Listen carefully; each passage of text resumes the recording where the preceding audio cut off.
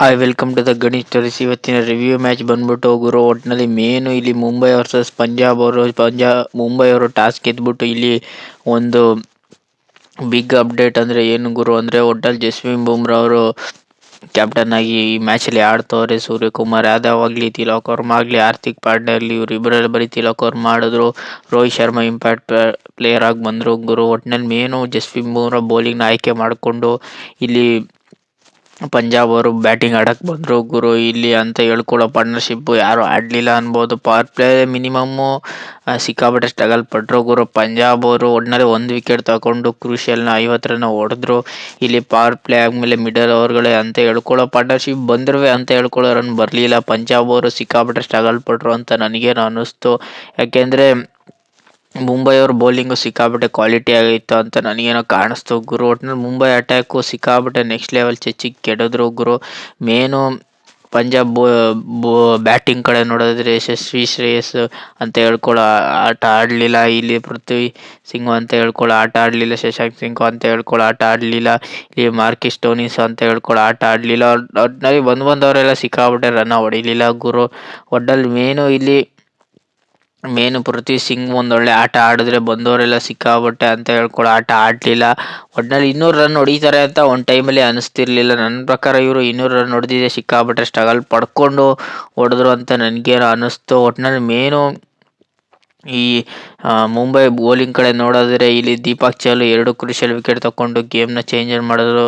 ಜಸ್ಪ್ರೀತ್ ಬುಮ್ರಾ ಒಂದೊಳ್ಳೆ ಓವರ್ನ ಮಾಡಿಕೊಟ್ರು ಗುರು. ಅವರು ಕ್ಯಾಪ್ಟನ್ಸಿನ ತುಂಬ ಚೆನ್ನಾಗಿ ನಿರ್ವಹಿಸ್ತಾರೆ ಅಂತ ನನಗೇನೋ ಕಾಣಿಸ್ತು. ಬರೀ 4 ಓವರ್ಗೆ 35 ರನ್ನ ಹೊಡೆಸ್ಕೊಂಡ್ರೆ ಏನೂ ವಿಕೆಟ್ ತೆಗಿಲಿಲ್ಲ. ಒಂದೊಳ್ಳೆ ಬೌಲಿಂಗ್ನ ಮಾಡಿದ್ರೆ ವಿಕೆಟ್ ತೆಗಿಯಂತ ಆಗಲೇ ಇಲ್ಲಿ ನವದೀಪ್ ಅವರು ಸಿಕ್ಕಾಪಟ್ಟೆ ಕ್ಯಾಚ್ ಡ್ರಾಪ್ ಮಾಡಿ ಅವರು ವಿಕೆಟ್ ತೆಗಿದಾರಂಗೆ ಮಾಡಿದ್ರು ಗುರು. ಇಲ್ಲಿ ಶಾಕುರ್ ಟ್ರಕ್ಕರ್ ಸಿಕ್ಕಾಪಟ್ಟೆ ಗೇಮ್ ಚೇಂಜರ್ ಮಾಡಿದೆ ಅವರು ಅನ್ಬೋದು. 4 ಕ್ರೂಷಿಯಲ್ ವಿಕೆಟ್ಗಳನ್ನ ತಕ್ಕೊಟ್ಟು ಗೇಮ್ ಚೇಂಜರ್ ಮಾಡಿದೆ ಅವರು. ಮುಂಬೈ ಅವರು ಮಿನಿಮಮ್ 7 ಜನನ ಓವರ್ನ ಮಾಡಿಸ್ರು. ಅದರಲ್ಲಿ ವಿಲ್ ಜಾಕ್ಸನ್ ಕೂಡ ಮಾಡಿಸಿದ್ರು.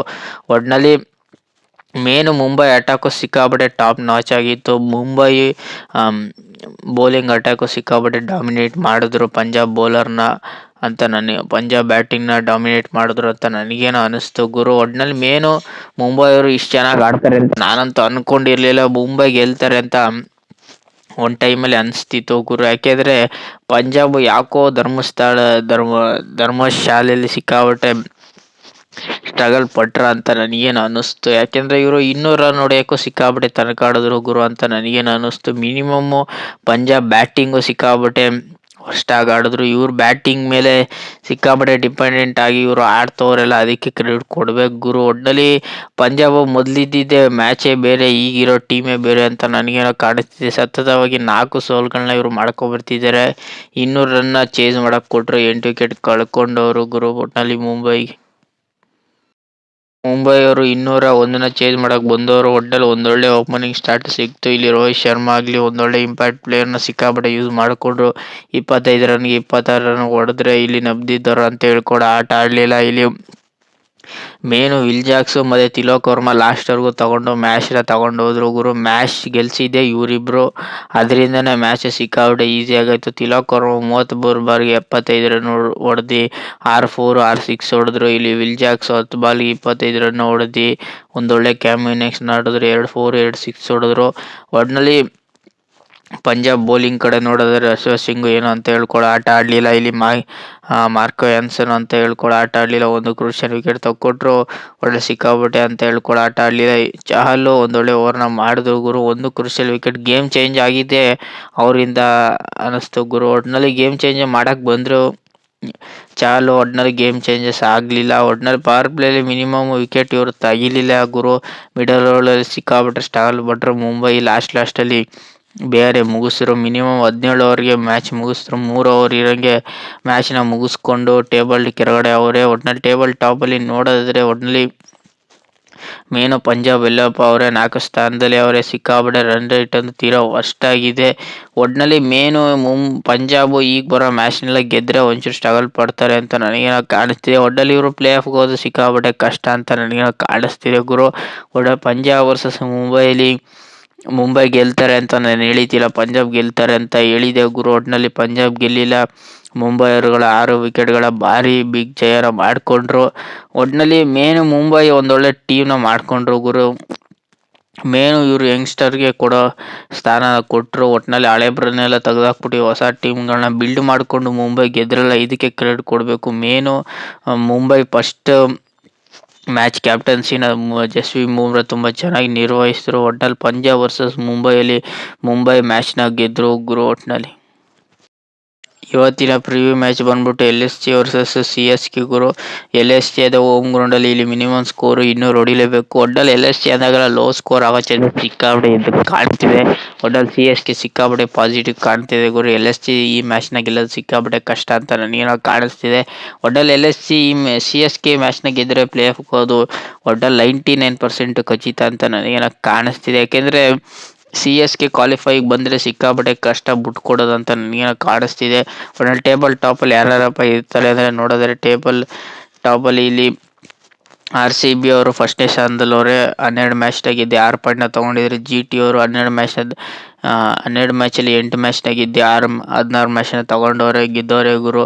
ಒಟ್ಟಲ್ಲಿ SRH ಅವರು ಇಲ್ಲಿ 12 ಮ್ಯಾಚಲ್ಲಿ 7 ಮ್ಯಾಚ್ನ ಗೆದ್ದು 14 ಪಾಯಿಂಟ್ ತೊಗೊಂಡಿದ್ದಾರೆ. ಇಲ್ಲಿ CSK ಅವರು 11 ಮ್ಯಾಚಲ್ಲಿ 6 ಮ್ಯಾಚ್ನ ಗೆದ್ದು 12 ಮ್ಯಾಚ್ನ ಗೆದ್ದವ್ರೆ. ಒಟ್ಟಿನಲ್ಲಿ LSG ಅವರು 11 ಮ್ಯಾಚಲ್ಲಿ ಬರೀ 3 ಮ್ಯಾಚ್ ಗೆದ್ದು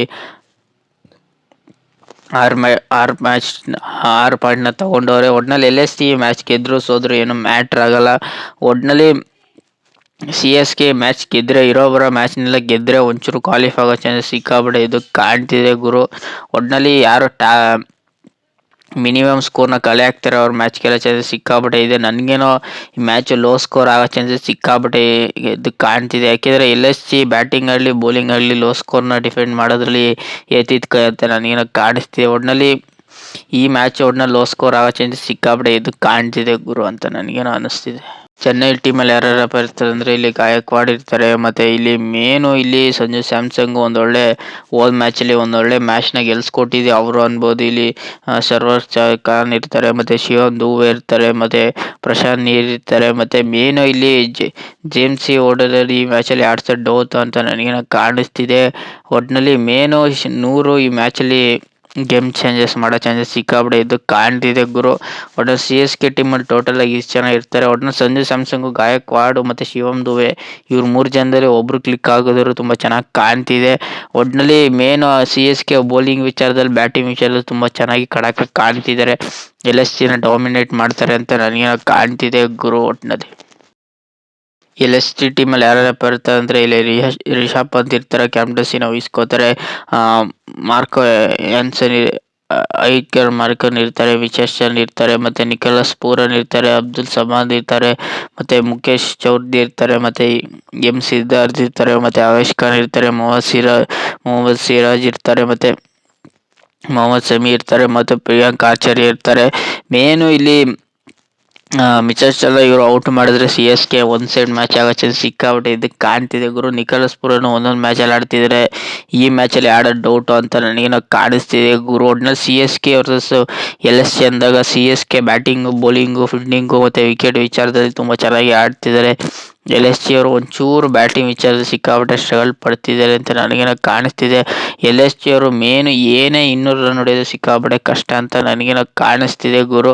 ಒಟ್ಟಲ್ಲಿ ನಿಕೋಲಸ್ ಪೂರನ್ ಕ್ಲಿಕ್ ಆಗಿದ್ರೆ LSG ಬೇರೆ ಥರನೇ ಕಾಣ್ತಿದ್ದಾರೆ ಅಂತ ನನಗೇನೋ ಅನ್ನಿಸ್ತಿದೆ. ಒಟ್ಟಿನಲ್ಲಿ LSG ಟೀಮಲ್ಲಿ ಟೋಟಲ್ ಇಷ್ಟು ಜನ ಇರ್ತಾರೆ ಗುರು. ಒಟ್ಟಿನಲ್ಲಿ LSG versus CSK day start ನೋಡೋದಾದ್ರೆ 7 ಮ್ಯಾಚಲ್ಲಿ CSK ಅವರು 3 ಮ್ಯಾಚ್ ಗೆದ್ದಿದ್ರೆ, ಲಕ್ನೋ ಅವರು LSG ಅವರು 3 ಮ್ಯಾಚ್ನ ಗೆದ್ದರೆ, ಒಂದು ನೋ ರಿಸಲ್ಟ್ ಆಗಿದೆ. ಹೈ ಸ್ಕೋರ್ ವಿಚಾರದಲ್ಲಿ CSK 200 ಹೊಡೆದಿದೆ, LSG ಕೂಡ 220 ಹೊಡೆದವ್ರೆ. ಲೋ ಸ್ಕೋರ್ ವಿಚಾರದಲ್ಲಿ ಮಿನಿಮಮ್ಮು 180 ಹೊಡೆದಿದೆ, LSG ಅವರು 180 ಹೊಡೆದವ್ರೆ, CSK ಅವರು 180 ಹೊಡೆದವ್ರೆ.